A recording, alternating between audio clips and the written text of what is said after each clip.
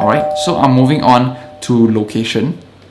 So as you can see here, in location, it's quite self-explanatory. It's filtered into cities, countries, and languages. So if you're selling overseas and in multiple countries, you would be able to use this top countries and top languages as well, such that you're able to use different types of ad sets and ad copies to target different people, but using different languages as well.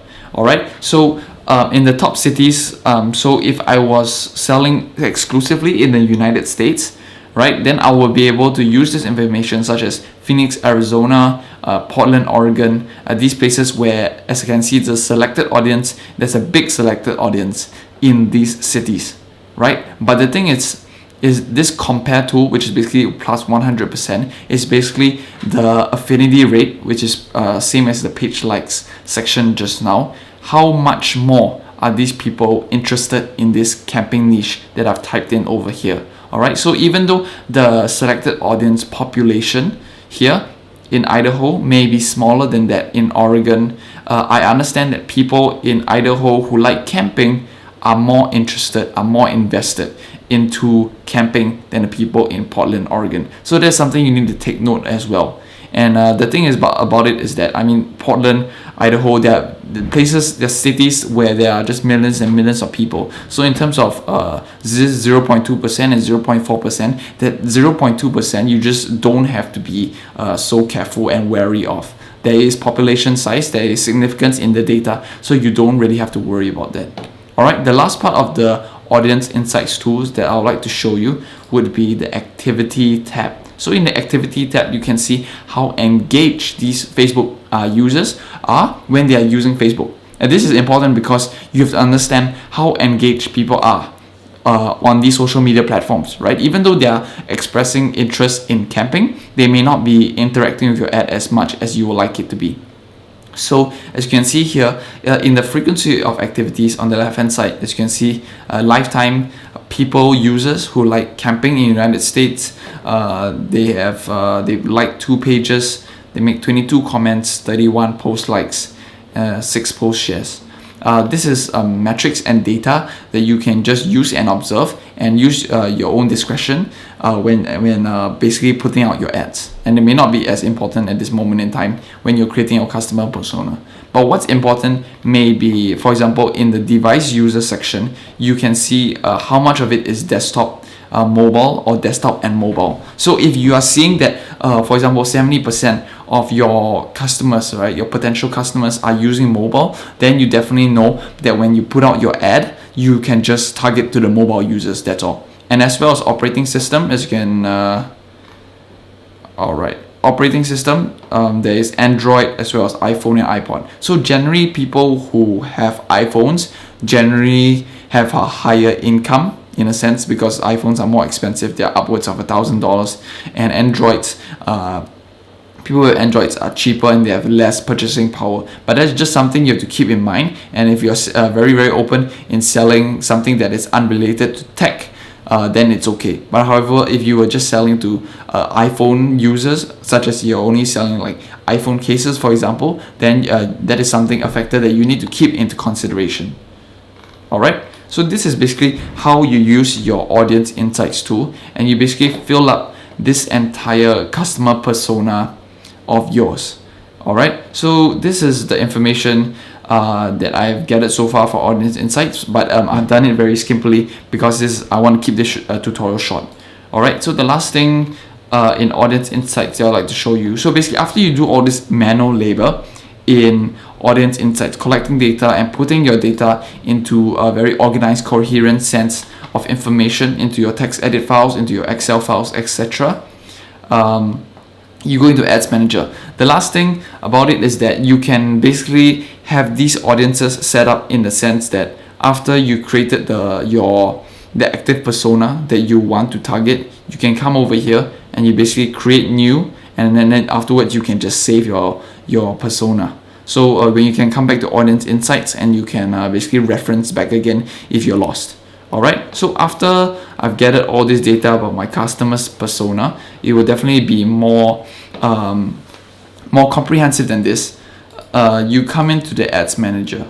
So what you're planning to do in the ads manager is already starting to run budgets and ads. So if you don't know how to go to the ads manager, you basically come in here, you from the left, your drop down menu, and you press ads manager. In the ads manager, afterwards you press the create button, it's in green, and then you come over here.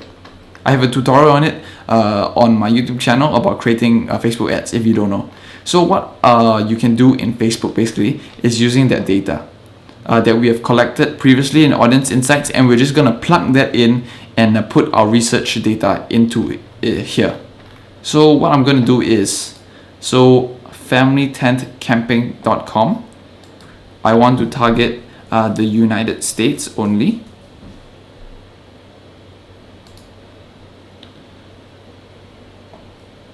Alright, I want to target only people who live in this location. Alright, and as my data showed, there are actually more women who like camping than men who like camping. And this is something I didn't know. So for example, this ad set of mine, I am just going to put woman because that is the data that I've gathered. And I also didn't mention that in the demographics tab, I forgot to take out the information about the age. So I'm just going to take it from here. So I can see generally there are more people in the 35 to 44 range.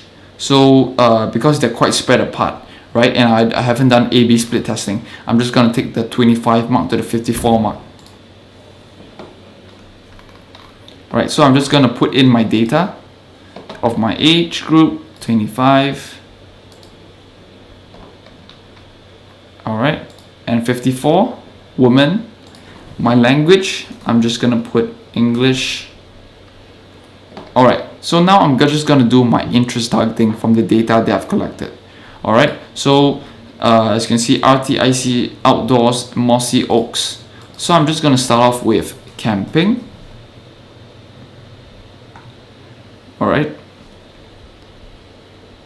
Okay, I'm just going to wait for my potential reach. So it's 9.6 million right now, and I feel this is too big. I want to target something like 400,000 people to around 2 million. That's the type of range that I would like. Alright, so what I'm going to do is exclude people. So basically build my funnel such that it's less people. So I want people who like camping.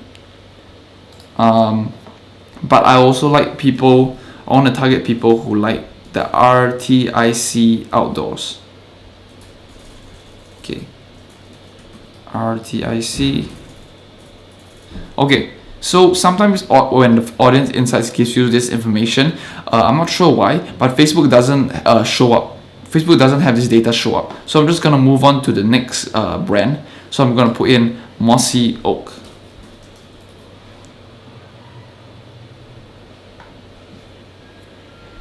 Alright, so people who like camping and people who like mossy oak. Alright, so my potential reach here is 230,000 people.